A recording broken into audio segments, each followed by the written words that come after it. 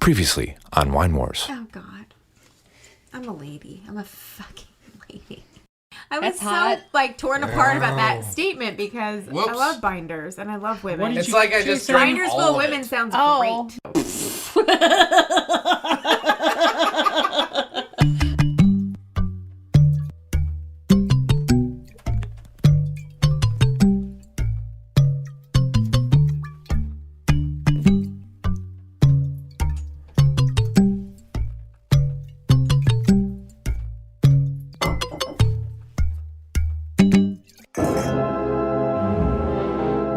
Wine Wars, the show with four friends who love three things: wine and Star Wars.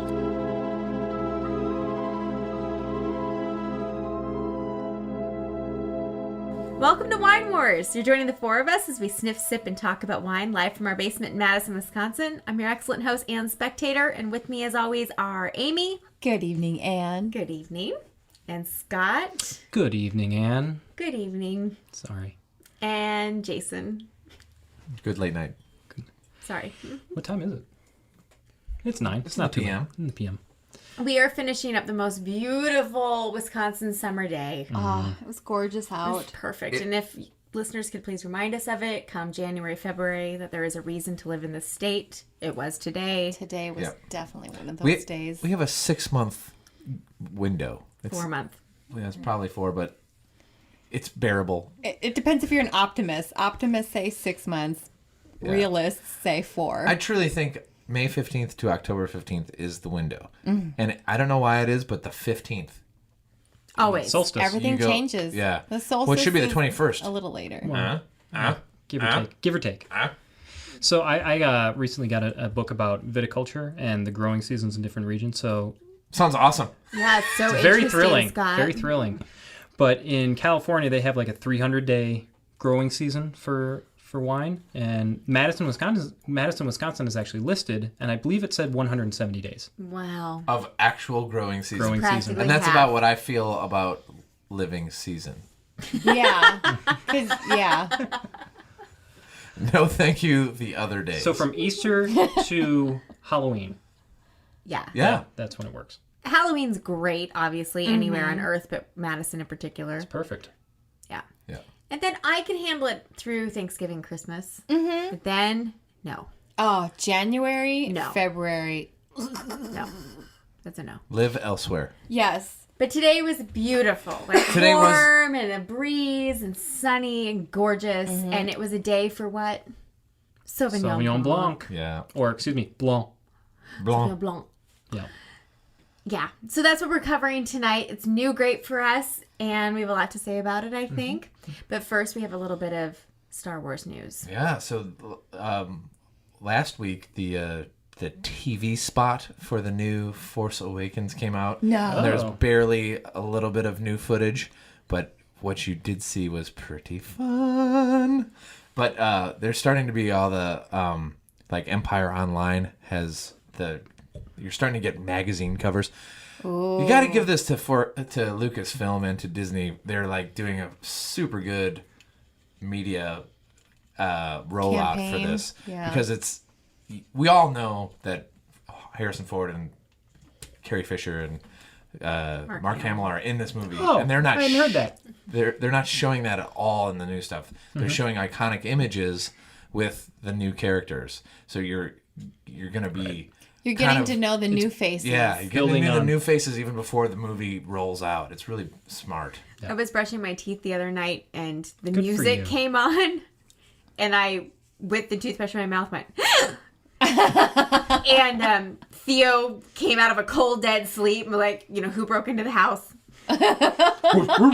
But it turns out, Star Wars. Star Wars. It is was on Star TV. Wars music, and it wasn't even the preview, or I thought it was maybe the first on-TV commercial I was about to see, but it was just the video game. Aw. But man, it had me there for a They're minute. I fun. was choked. Video game series, it's probably like 50-50 in terms of quality, but they've actually had pretty good series as well in video games. Lucas.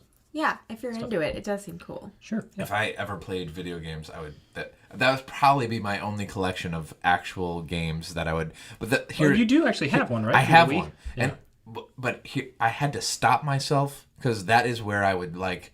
Oh, he doesn't go to work anymore. Yeah. Yeah. Like, I've been there. Diablo 2. yeah. And then no more wine buying. Yeah. No more anything. Yeah. Also in Star Wars news this week was the announcement from CoverGirl that they are introducing a Star Wars line of makeup. Which, Amy, I don't know how you felt, but I was like, no.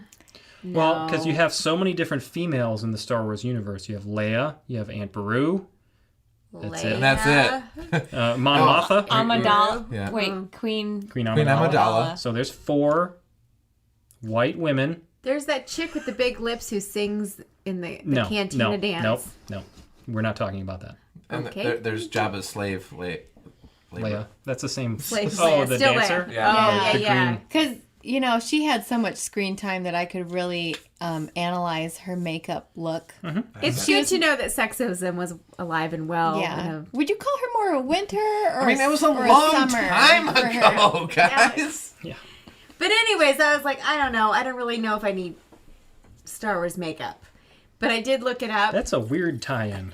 I looked it up, and there's a tube of mascara. It's black.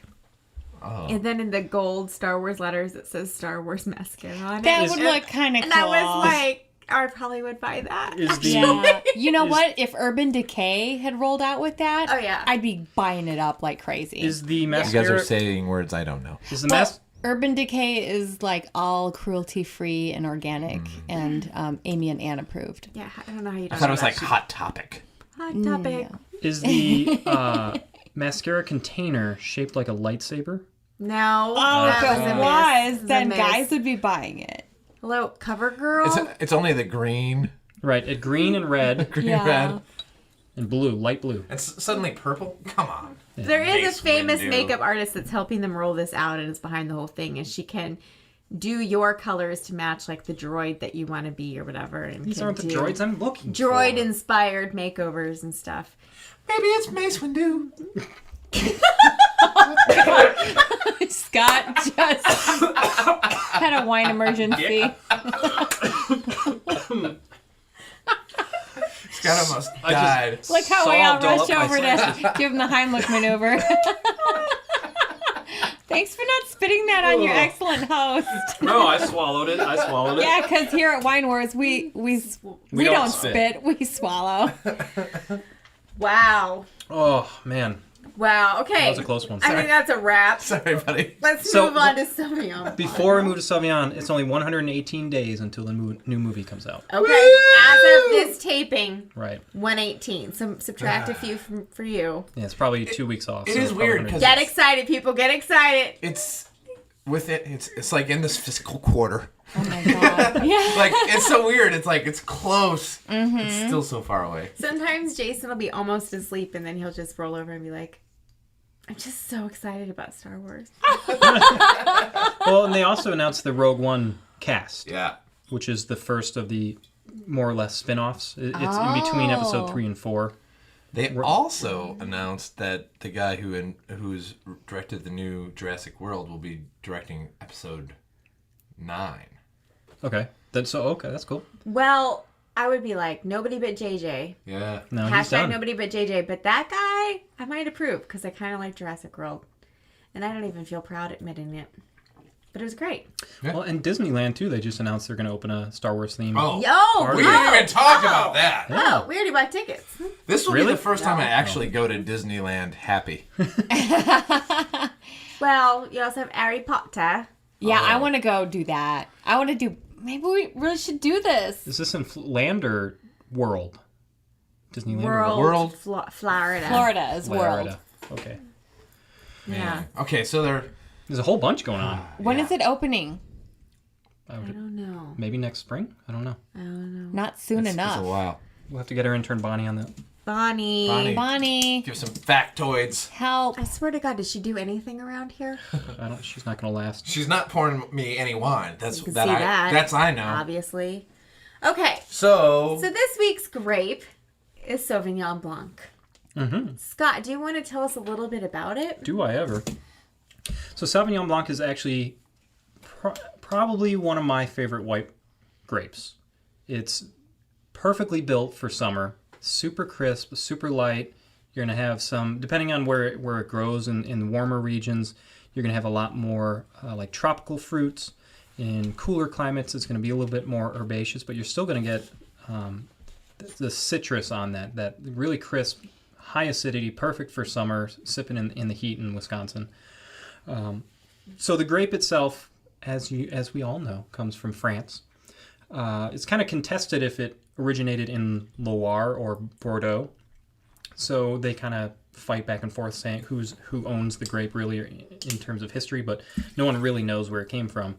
But today we're kind of divulging from France, kind of the way we did with Chardonnay and Burgundy. We'll come back for a specific one talking about Loire and Bordeaux with their Sauvignon-based wines as well.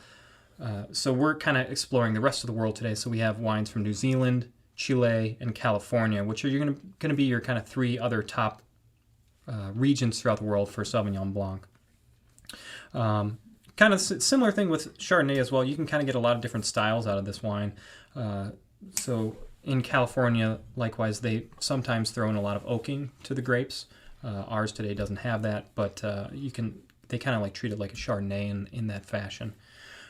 Traditional French style is Because chard, like sex, sells. Sure. Why not? Traditional French style production from Loire is going to be very dry. Again, they're trying to just show the grape itself and the terroir and not throwing in a lot of different techniques to alter the flavor of the grapes. So that's kind of the elevator pitch about Sauvignon Blanc. It's also used in a lot of super sweet wines as well. Today we have three different dry wines, but it's a key ingredient in Sauterne, which we all love, which is a dessert wine made from Semillon and Sauvignon Blanc that goes through. It's impacted by botrytis, which is it's a fungus. It's a disease that essentially sucks all the moisture out of the grape, so you just get super concentrated sugars in it. It's really good. We might pop one of those open for dessert after this, but I don't know. We'll see. We'll see how you behave. Yep. April 24th, I'll have you know, 2010 was the first International Sauvignon Blanc Day. Oh my god! I love that somebody thought of that. And When now is it's it? a I'm thing. marking my calendar in April pen. 24th. So right about when it starts to be habitable here in Wisconsin, Yeah. you can bust open a Sauvignon Blanc and enjoy it. When the bravest of the snowbirds come back. Yeah, I don't know. I'd really recommend like an August 22 on that To start, that's for today's an date. International Sauv Blanc Day. Right. It says a little old Here in Wisco and Wisconsin, it's going to be a Spectator. little chilly.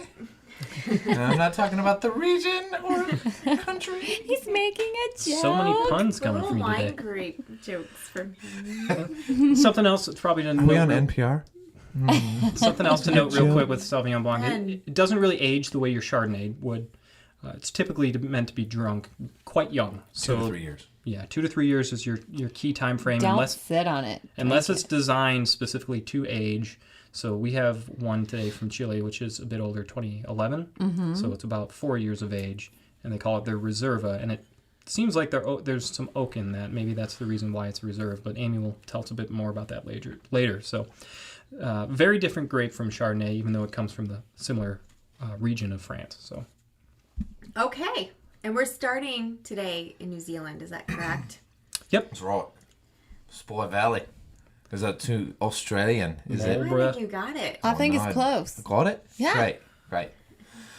So the Spy Valley, we were doing our wine research, and this was one of the wines that came up as a super representative wine of the Sauv Blanc grape. Sauv Blanc grape from New Zealand. Yeah. And it's from Marlborough, right? Like the cigarette Marlborough, right?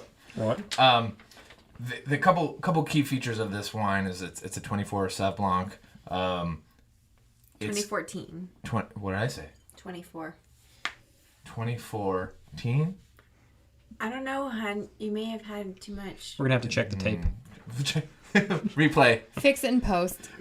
Shallow, stony soils overlaying sandy loam. Loam. Yeah, sure. What's a loam? Oh, it's like not a rich dark brown soil like you picture. It's like white, minerally, Kind of calcium, chalk. Yeah, loam. Which Yeah, it's a thing. that makes sense. The color is very pale, and I think that this is representative of all of these wines today. I think this is the most, doodle urine pale that we've seen. Yeah, it looks like But it's water. it's almost watery. Yeah. Yeah. Yeah, a lot of these with Sauvignon Blanc, it's very clear, just a light tinge of like lime green, key lime green, Yeah. just a little bit of that. Like green apple peel. Yeah. Yeah. But for the most part, they're going to be very clear in color. So. Or the inside of a green apple when you cut it open. What I love is that it tastes like as crisp and clear as it looks. Right. I think that the essence of Sauv Blanc is that green grass and that real crisp, high acid wine. This is exactly what I would expect. And Scott was saying it's one of his favorites, and I would say this is one of my favorite white wines. And I'm not sure if it's because I like high acid wines that go well with high acid food, which probably I like and probably a lot of people are used to. But when I drink this is like, oh, this is a good white wine. And maybe I'm just I have a bad palate or whatever. But this is my jam in a white. Well, this is saying something, people, because Jason, he's not going to just throw out a compliment on a white. No. Right. So- It's his a mind- big deal for you. This is one of the first times too that I've read. I'm gonna read directly what they said about their wine, because I was like, everything that they said on the wine was what I was picking up. So their bouquet: white peach, melon, mango, zesty sweet pea, and citrus edge. And when I was smelling this, I was like, I'm not getting much else. Like, that's pretty spot on. And I usually read wine reviews and I'm like, wow, I don't get that stuff. I get like a musk undertone to all of that, though. Yeah, I got like know? a little bit of a wheat. So maybe that's the grass Like a herbaceousness little to it. yeasty even. Yeah, a tiny bit. Yeah. But also, and I get this a lot with, especially New Zealand Sauv Blanc, is the like pineapple and a key lime, and just very refreshing, and like I said, just perfectly built for summers. So We were pulling some what do you call that? Flavors to smell, to sniff. Herbs. herbs. But we had a jug of vanilla out there, and right before I even smelled the vanilla, the back half of my palate, the very back piece of my tongue got vanilla, and then I put the vanilla to my nose, and I was like, oh wow, yeah, that's exactly what that is. Really deep in there, but You get vanilla on this wine? way in the back. So you gotta let it sit in there, and on the very back of your palate, that's where I was getting that vanilla taste. This is unoaked, right? Probably. That's my guess. Must typically be. New Zealand doesn't use oak. yeah. Yeah. So Marlborough is there's two main islands that make up New Zealand. This is the northern tip of the southern island, Right. so it's pretty cool climate. So I was doing some research as well on New Zealand, and really interesting. So New Zealand Sauv Blanc really became popular in mid 90s, and then there was a huge boom. But so one of the books I was doing my research in, as of 2014, 70% of New Zealand's vines are within 10 years of age. So it's a very new wine growing region. And you get a lot of producers from Australia going there, a lot from France as well, as shifting over that way as well. But it's kind of a booming, what's the word I'm looking for? But it's up and coming wine region. Yeah. Their Pinot Noir is also very well respected. I read that they've had grapes for many decades, but it was 1986 that they won some international contests, and it was Sauvignon Blanc that did it and put them on the map. And this is kind of their main thing. Pinot Noir too, but this is their thing, and I just want to say I really enjoyed it. Yeah. It's everything I wanted it to be. How much was it? This was $18.99. It might have been it's typically I think $16.99 to $20 range. And again, it's a Spy Valley Sauvignon Blanc 2014. Yep. From New Zealand. Spy like James Bond or The Man from U.N.C.L.E. Yes, I love The that. man from Uncle. It was so good. I did see that. We've had a ton of Oyster Bay wines in the past, Pinot Noirs and Sauv Blancs. I'm I'm pretty sure Sauvignon. And I've always been like, wow, New Zealand really makes some cool, like well balanced, very good, accessible wines for the money. So New Zealand is a place to look at for sure. Yeah, and so there was a footage we found about Sauvignon Blanc online, which we can post a video to, but they were talking to a producer in New Zealand, and he was kind of saying, it's a fresh start here in this country in terms of the wine production. We don't have the history that Europe does, and even California through the 1800s, late 1700s. So they've got the whole blank slate thing to their advantage. Yeah, so they're learning from what everyone else has troubleshooted, and they're really modern facilities, and they're really kind of just going based on trying to make a pure product. So. Can I also say with the woman how she explained most Sauvignon Blancs? Mm-hmm. She said, she's British. Most often, Sauvignon Blanc tastes like a cat pissed on a gooseberry bush. That's not my problem. It's not your problem. It's mine. Yep. She had me at weird British accent, cat piss gooseberry. Mm-hmm. That's the opening line of the whole thing. It is. Attention, yes. But yeah. This makes me want to go to New Zealand, though. It also makes me want to know what the hell a gooseberry is.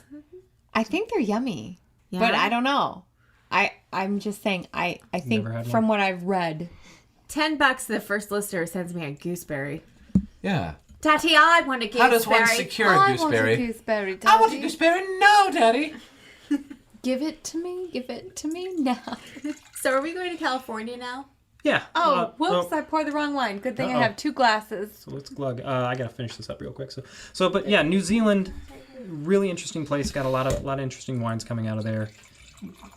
Take a look at them, and they're relatively inexpensive. And Sauvignon Blanc as well is rarely will go up above $20. I mean, I guess we should get a reaction. Amy, Scott, pro, con. Oh yeah, I like this. Definitely pro. Like you said, this is straight up.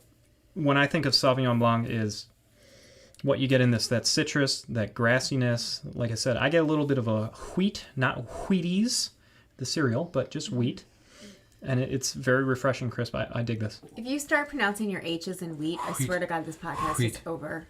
Oh, he does that all the time. But I would say that if you want to experience a Sauv Blanc, find a Spy Valley, and this is like what I think of every time I think of Sauv Blanc. This is the epitome of this. Yeah, do it. New Zealand Sauv Blanc, do it. Do it. California next. So before we go to California, I got an update from Bonnie on the opening date of the Star Wars land in Disneyland. They don't actually have an official opening date yet. They just announced it's going to be a thing. So thank you, Bonnie. Thanks, Bonnie, for doing something for once. Besides Jamie. You see that tear? Okay, so moving... She's an intern. Get over it. Well, give me some coffee. She's never going to be full-time employee yet with this attitude. Moving from New Zealand to California. So California, so what we have today is a Dry Creek Vineyard Fum& Blanc. So when you go to California and you're talking Sauvignon Blanc, a lot of them will be labeled Fum& Blanc, or Blanc. I keep pronouncing the C. You can say it. Just say it. You're an American. Nobody's going to know. So you don't say mozzarella. Sometimes I do. Paparazzi! They follow you everywhere. So the term Fum& Blanc that you find on California Sauvignon Blancs is a term that was coined by Robert Mondavi in the 60s. The reason for this is that in California, the Sauvignon Blanc wasn't a very well produced, well-respected grape in the region yet. At that time, they were still kind of recovering from the Prohibition era. They were starting to rebuild up from that time. This is like 1960s. Yeah, right? but they're still kind of getting back into the swing of things. And the region in California was mostly focusing on red grapes. But Robert Mondavi started to work with Sauvignon Blanc in Napa Valley, and he was trying to produce a wine that was more akin to the Loire production style of the Sauvignon Blanc grape. So in Loire, you have 2 main cities that produce Sauvignon Blanc, very well known. So one is Sancerre, and the other is Puy. So the other city is Puy-Fumé. Puy-sur-Loire, which produces, that's the name of the city, Puy-sur-Loire, which produces Puy-Fumé wine. very confusing to the average consumer because, as you recall from our white Burgundy episode, we have Puy Fuise, which is a Chardonnay from Burgundy. Puy Fume, Fume, is a Sauvignon Blanc from Loire. And we'll come back and give a little bit more in-depth on Loire and Bordeaux, like I said, in France in particular on the Sauvignon Blanc. But so Robert Mondavi in the 60s were trying to produce something more akin to the French production style with this wine. However, the way he was going about it, he was starting to introduce more oak into the production, which is pretty typical with a lot of Sauvignon Blancs you can get from California. But that's not the production style you get in France, so I'm a little confused as to why that was done that way. But however, so this wine we have here, the Dry Creek wine, so the production style here is not oaked. It's made entirely in barrel, and this is from Sonoma County in the Dry Creek Valley appellation, which is a sub-appellation of Sonoma. So this was the Dry Creek Vineyard was started in 1972 by David Stare, S-T-A-R-E. Kind of interesting background on this guy too. So he started he was a grad of MIT, worked for the B&O Railroad, and then decided I've had enough of this and moved out to the West Coast to start producing wine. When was this? This in probably the late 60s. He worked for the MIT and the railroad, but then he moved to California to start the winery in 72. And then after a trip to Loire, he decided he wanted to make wine in that kind of similar Loire style. And I get a lot of that when you're drinking this wine. It's very French in that it's kind of subtle. It's even minerally. This one I think is a little bit. It's not as you don't have as much of the kind of tropical fruit that you did on that New Zealand. So my notes on this one, I was talking well, again, it's crystal clear in the color. This one's even clearer, I think, than the I've got New mine Zealand. sitting next to a glass of water, and you can barely tell the difference in color. Yeah. I think it's very herbaceous and a tiny bit floral. I mean, it's all green. It's plants. It's a living. It's not, And like earthy. you said, no fruit. compared to the last one, it's not as crisp. It's a little dulled and more fruity, maybe. Wait, did you say fruity? I don't think fruity. On my wine notes, I'd say floral. I put down a softer mouthfeel Maybe that's what I'm getting at. It's softer. and a little creaminess. But it's very soft on the tongue. So yeah, this is all. So I'm picturing like microgreens and grass clippings, like little tender green things. I see myself watching an enjoyable movie, drinking this wine, and not necessarily needing any food to go with it. But if you had a curry, it would be fine. Oh, yeah. which is what we had tonight. We did Thank have a you, Amy. vegetable Delicious. Amy made an amazing vegetable curry. curry. I'm so glad you enjoyed it. It's one of my favorite dishes. That's great. And this was perfect with it. Yeah, and actually the reason we picked the Sauvignon Blanc is because we were going to pair it with the curry. So the high acidity, as you're talking with Jason, the high acidity in the Sauvignon Blanc will be a very good counteraction to any spice or lingering flavors that you have from the curry to kind of reset you for the next spoonful. So And Which did a great job. thank you. And you mentioned it's good for foods with lingering flavors. This is also just Sauvignon Blanc in general is really good with seafood Yep. Oh, I could see that. for the same reason. Was this oaked? No oak on this one. This is fermented in a steel vat barrel. And actually that's the reason that David labels this Fumé Blanc is because he wants to say it's more akin to that Loire production style. Which is not oaked. Right. It doesn't taste oak, but it is softer somehow. So I'm not sure how he arrived at that, but I'm impressed. Yeah, this is Good I like job. this. So this What was the price tag on this one? This was only $10.99. Yeah, we did some inexpensive wines for a change because Our livers and wallets Yeah, hurt. this fiscal Yeah. quarter was Ouch. I mean, if we're gonna take $8 off the top of that last wine, this is pretty good. Yep. Yeah. It doesn't scream as much Sauvignon Blanc the way the New Zealand one does. It's a bit, like I said, it's a bit more subdued, but definitely you can tell it's a Sauvignon it's a Blanc. Right? first cousin Right. of the first wine. Yeah. Faux show. But it calls itself a Fumé Blanc. Fumé Blanc. Yep. And I so want people to know that. It's the same thing. It's a California exact same thing, but that's like one of those things that's off-putting as a consumer. You get in there and you're like... And it's not regulated, so labeling it Fum& Blanc really means nothing from the consumer standpoint. You kind of have to put some faith in the producer that by doing that, they're saying, okay, this is more of the French-style production versus a California style where we oak it and try to treat it like a Chardonnay. Washington and Oregon use Fum& Blanc labeling as well a bit. Oregon, thank you. Sorry. Right. So if you see something that says Fum& Blanc, it's kind of a crapshoot, but that's a bit of an indication that it's that French style. That's the production style that they were going for. But it's a Sauvignon Blanc in grape, theory. right? It's always a Sauvignon Blanc grape.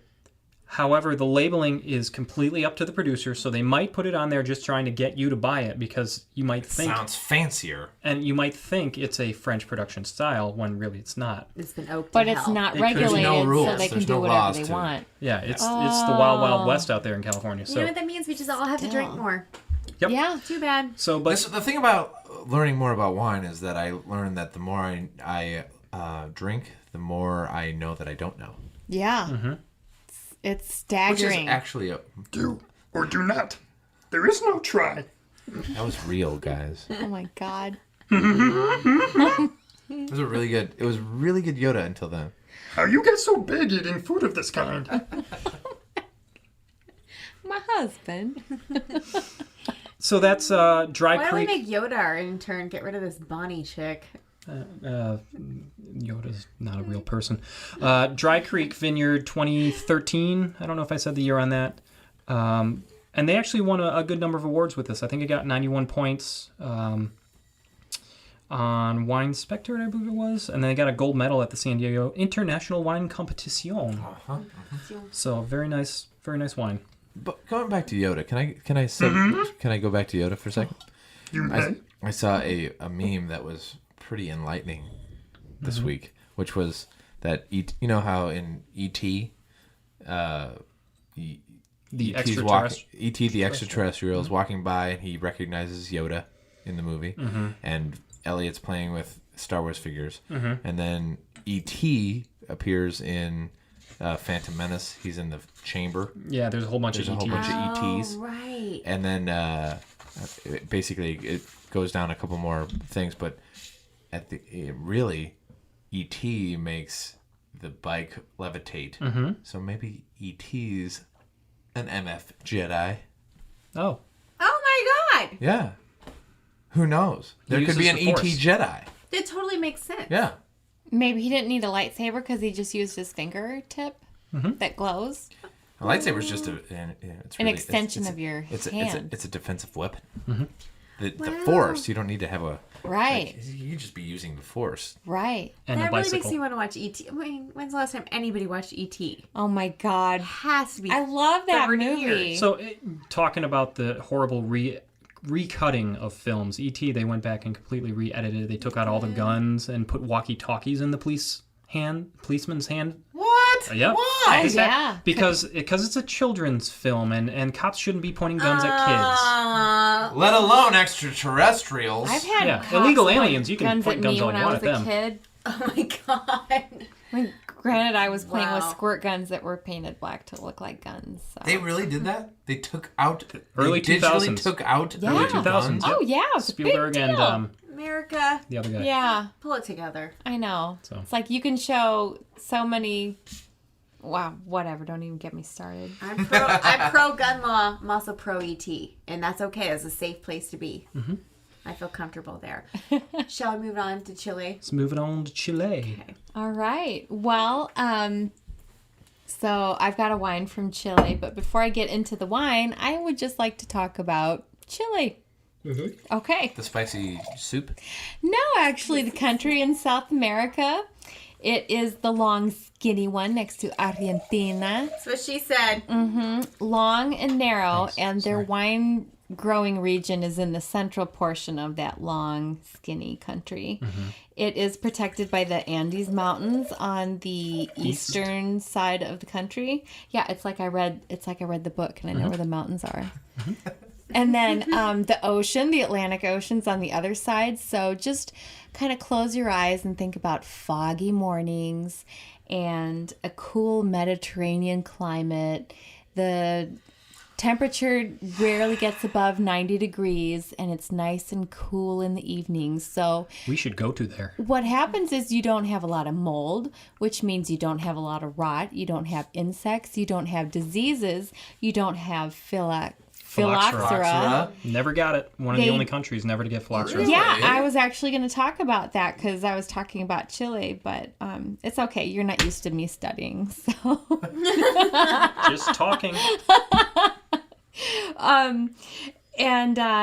Actually, Chile and Argentina have never been affected by phylloxera because they just happen to be in this perfect geographical haven where they're completely free of disease, or like 90%. It's crazy. Like, they don't even have to spray any chemicals on their vines. So I would say if you're more conscientious about avoiding pesticides, Chile and Argentina is going to be a good choice for you for your wine drinking pleasure and your health.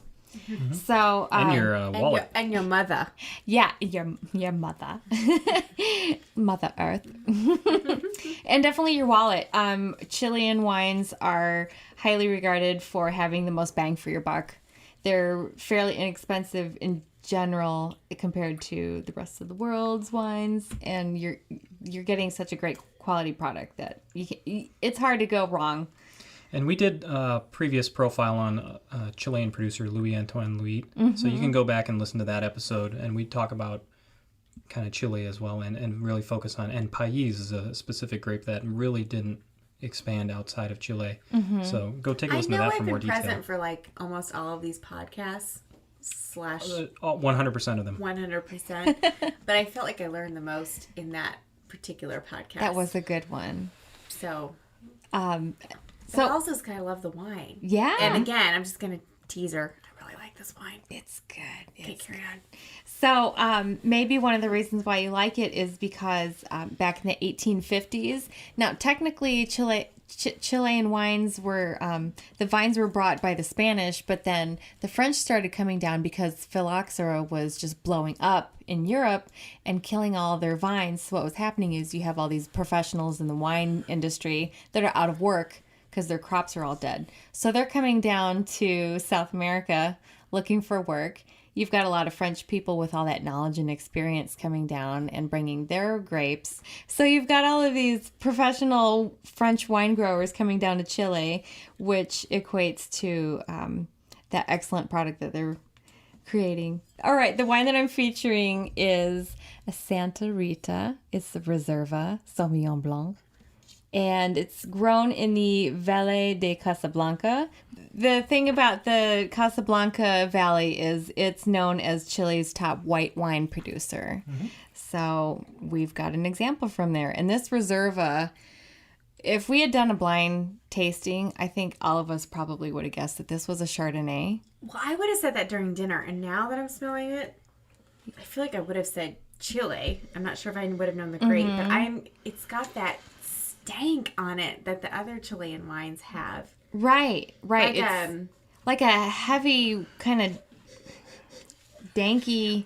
Yeah, mushroomy, skunky. Earthy. What I was getting Yeah. with that the minute we love opened it. this up and I put it in my nose was like, I was like, it's almost got like a fishy smell to it. Yeah. Like kind of, I don't know if it's I bad, wanted to bad say, like- oysters, Like kinda brine? Like a little bit of a brine? No, Yeah. I wanted to say like tuna or well, and maybe it's because it's right by the ocean, and maybe they is and one thing that I do want to point out about this wine grower is that they highly value sustainable agriculture. So maybe they're using like crushed seashells or something as part of Could just be in the soil. it, and it could very well be in the soil too. I think During I dinner, think I I was remember like- that from the Chilean Louis episode where Antoine. was Episode 6. lots of crushed oyster Yeah. shells and stuff. Yeah, I would have thought it was Chardonnay during dinner because I felt like I got the oak on it and Right. the creaminess. And now it's been about an hour. Yeah. And now I'm like, it's full blown, totally different. I can't quit smelling it. I'm completely in love with this wine. Well, and their soil in that area is a sandy clay mixture. So I'm sure it has something to do with being right by the ocean. Yeah, and Chile, so, man, they're just killing it a lot, the wines there. Because like you're talking about, Amy, the French producers that are coming to this area, because France is so highly regulated with all their wine production laws. Right. Like in Loire, you can only plant, your vines have to be X feet apart, and you can only have this much yield. Very stringent You have to standards. prune in this fashion. You can only grow this much yield. So when these producers... There's art here. Exactly. When the producers leave those restrictions and they go to these other countries like Chile, they just go hog wild. And Well, yeah, they loosen up. So what you end up with are looser restrictions. So some of the things that I learned about Chilean wine laws for labeling is that if you're going to put a certain grape variety on the bottle, it only has to be 75% of that grape. So even though this bottle says Sauvignon Blanc, it might only be might have 75%. It might have some Chardonnay in there. That might explain where we're getting all that kind of oak undertone. I investigated the wine making procedure. I didn't read anything about oak. What I did read is that it's cold macerated for 18 hours below 41 degrees. And then the balance is gently crushed, and only free run juice is used to ensure a high fruit concentration and a well-balanced acidity for a crisp, fresh Sauvignon Blanc. Interesting. So Almost like a Beaujolais style. they're putting a lot of thought into what they're creating. They're not trying to wring every last drop of moisture out of the grape skins. That's really interesting. Yeah, so that's probably where we're getting this powerhouse flavor and the bouquet on this. This is my new favorite. It fills your face. You stick your nose in this glass, and it How much was this? This was a bargain. This was $12.99. Oh my god. So, It is so complex. It is delivering. Here's what's funny to me is I would expect and spectator to really love this wine because it's Chardonnay. reminiscent of a Chard. Yeah. and I'm of a losing big my butter. mind right Yeah. now. Yeah. The buttery, velvety Chardonnay taste. And for me, the Spy Valley was like, oh, yeah, that's what I want to drink because it's, I don't know. It's got crisp. Yeah. Especially on a summer day. Yeah. It's crisp and light, and I could drink that all day. Yeah, this one's got like a But creaminess and to Nicole over here going for it. I love this one. it. Can't have real dairy, so you're going to get it in your creamy wine. Exactly. Right. This is I'll going to take be just fine on my ass. creamy wine. Just I was fine. going to say that if you're new to Sauv Blanc or really wanted a true representation of it, I probably would go Spy Valley. Straight up. It's a really good representation. Or New Zealand Sauv Blanc probably in general. But this Chilean one, I mean, I don't know where it lands. It doesn't exactly taste like a Sauv Blanc, but it's so fun and Marching to interesting. the beat of its own drummer. Yeah, and it matches what we've learned from Chile every episode now that we've featured Chile. That it's got this poopy mushroom thing going on. That maybe it's eucalyptus too. Like it's not the minty It's part of more floral. eucalyptus. It's earthy part. Yeah, and floral. It's all Like there. elderflower or some sort of definitely- flower in its It like definitely has its own vibe, which is a good vibe. like So pol- it's just it smells cool. like it just smells like a pollen in a flower, something, like cram your nose in a flower. Well, I'm glad that you said that because I wanted everybody to kind of say the flavors that they were picking up, and then I was going to read you the tasting notes that the website mentioned and see if they match up. So I've got citrus blossom, grapefruit, dried apricot, herbs, and wildflowers. There you go. All of the above. Not a lot of wine. know. Not a lot of wines. You'll find tamed flowers. No. Well, no, wait. We've had some These wines taste like with marigolds. roses. We're talking about the Tom Petty record, Wildflowers. You got it. Oh my gosh, how did I miss That that? one's for you, Dad. Says the man who plays a Rickenbacker. Like, Oh, I do, yeah, but not the. He doesn't have the Tom Petty Rickenbacker, does he? It's a Dakota. one style. day when we monetize this shit, he'll have one like Tom Petty has. But a lot of the information I was finding about Chile too is they're really giving New Zealand a run for their money when it comes to Sauv Blanc. And you know, a little friendly competition's not a bad thing. Good for Never us is. as drinkers. And we here in America are Chile's #1 exporter. Or the Importer. importer. Right, they export Yeah, to us. they export to us. So Cool. All right. So, you were going to do He wants to do a book review? Yeah. Okay. We don't have a song. Do we have a song? Nope. If we have a song, it would play No. here. What about Reading Rainbow? Take That's- a look. That's TM'd. It's in a book. It's Scott's Reading Rainbow. I'm not the musician. Well, that's staying in, so whatever. You're gonna have to deal. Please don't sue us, Reading Rainbow. Oh my god, no, he never would because I love him so much. What's his name? I can't think of his name right now. Geordie from Yeah, Star Geordie Trek. from Star Trek. May he live long and the force be with him. Right. Dear. So we're doing a little bit of variation. So Is Jason. it Lamar Burton? Yes. Yes. Lamar Burton. Okay. Yes. Oh, All right, it's hold in on. there Yeah. somewhere. Let's actually go back so you can say, do your bit, the Reading Rainbow. That way we Sing can. it? No, just say no. Lamar Burton would never sue me. Oh, he would never do that to me. I love Lamar Burton. And he loves Who me doesn't? too. Who doesn't? May the force be with him. He's the best. So this week we don't have a wine news necessarily, but we have a kind of a book review, if it would. As you heard earlier, I get a lot of wine books. Some on viticulture, Nerd alert. which you Nerd alert. at Hashtag home nerd alert. do not need to read. But this one I got, it's called A Vineyard in Napa by Doug Schaefer. It's actually a really interesting story, and I listened to this in audiobook form. I had the privilege of playing Jason's 20th high school reunion. Do you have to say the number? Yeah, I mean, fifth. Ouch. How about fifth? Well, Anne only had her 5th recently. Jason had his 20th. I married an older man. 6 days apart. 6 days older. But while on the road, I threw this book on to listen to it. It's actually a really interesting read. So, Doug Schaefer. So what you're doing right now is an audiobook review? It's a book review, but it was read to me. But it's You're still well the heard. same book. It's 2015. I'm a bad reader. I have a very poor attention span. Millennial.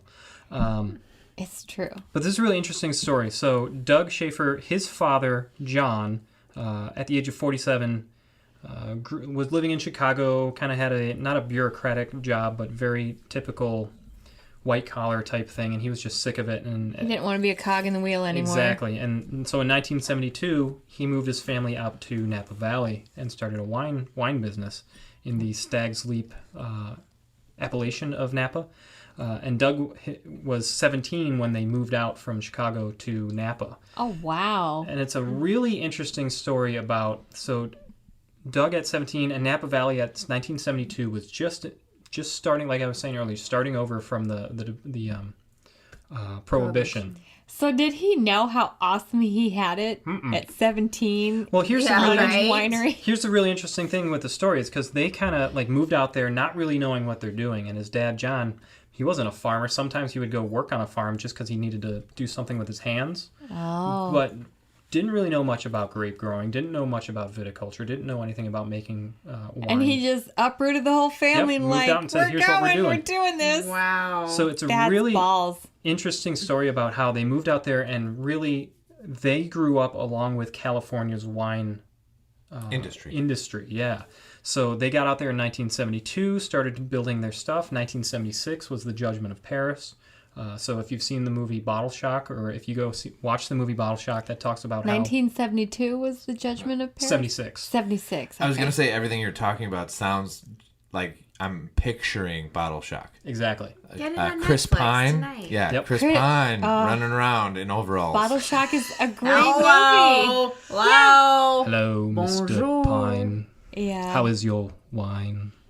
Well, it's just fine. And what's Alan Rickman? Yeah. Why, it's I divine. But Liked so they were not a part of wine. it. Sublime. They were not a part of the Judgment of Paris, but Stag's Leap Wine Cellars, which is from the Stag's Leap AVA, won the gold for the cab. And actually really interesting is I was reading a bit more about that Judgment of Paris. So what the Judgment of Paris was, a wine producer from England brought together wines from California and France and essentially paired them up in a competition to see if the U.S. could compete with French production style and really be considered a real wine region in the world. And they won across the board. They won the best red and they won the best white wine. Chateau Montelena won the Yep, they won the Chardonnay. best for a Chardonnay, and Stag's Leap won for the Cab Sauv. And the vines that won that Cab Sauv were only 3 years old. Oh. Damn. Wow. I didn't know Stag's Leap won that's cool. Stag's Leap Wine Cellars, yeah. But it's really interesting. So they talk about how, that brought all this attention to the region, and he tells a story about how they installed their first irrigation system and the spriggets or whatever you call them, where you turn the knobs, blew off the faucets, and because it wasn't calibrated correctly, and how they just learned through going through all of the wine. Learn the hard way. And then talking Trial about how and error. exactly they learned through the 70s and the 80s, and they became better at this, and the 80s and 90s brought some fame to Napa, and like TV shows were filming on their vineyards and stuff like this. And then they started expanding from Cab to Sangiovese, Syrah, Petit Syrah. So what is the winery? Oop. I'm missing this. The name of the winery itself, I'm sorry, I should have mentioned up front, the vineyard that this is from is Schaefer Vineyards, Schafer. As in Doug Schaefer, the author? Exactly. So the bit about Stag's Leap is the region is Stag's Leap. And here's kind of wine nerd interesting thing about it. They get into the details of how the AVA became to be in California. Wait. AVA? The appellation. Okay. All the laws that say, okay, here's Napa, and then all the subregions. Here's Stag's Leap subregion. Most of you could probably skip that chapter. I found it kind of interesting. But it's very interesting stories about... We do have wine nerds out there Yep. who have told me it seems, that they like geeking out on all this stuff. It seems very stuff. godfathery in the way like all the heads of these vineyards come together and talk about politics of, I'm going to sue you because you're called Stag's Leap Wine Cellars and you're called Stag's Leap Vineyards and this is the Stag's Leap region. So it's pretty interesting. Like I thought this would make like a really cool like mini series. Oh yeah, it For would. like 4 people. They'd be Right. so The 4 of into us it. would It'd be be like four the of us. Dallas of Napa. It would be. But it's called... Totally Probably be. called... Like for some reason I Dallas picture Napa. like if the writers from Mad Men got together and like worked through this of like from the 70s to the 80s to the 90s today, and like they talk about going up to like being one of the first in Napa to use solar energy Oh.